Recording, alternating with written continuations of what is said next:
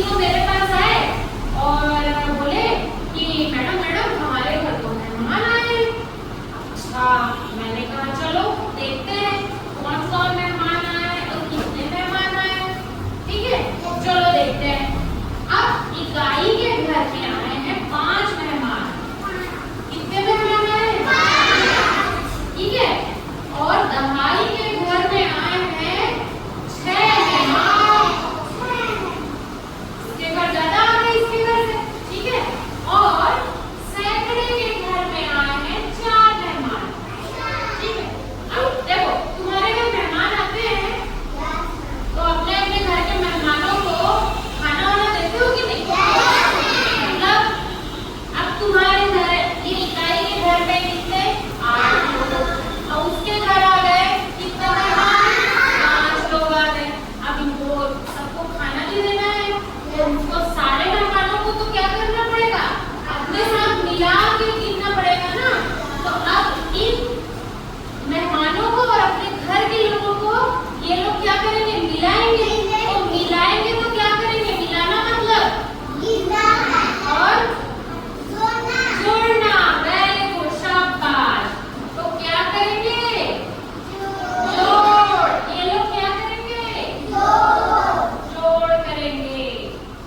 ठीक है, अब जोड़ का चिन्ह क्या है बेटा? जोड़ का चिन्ह बताओ।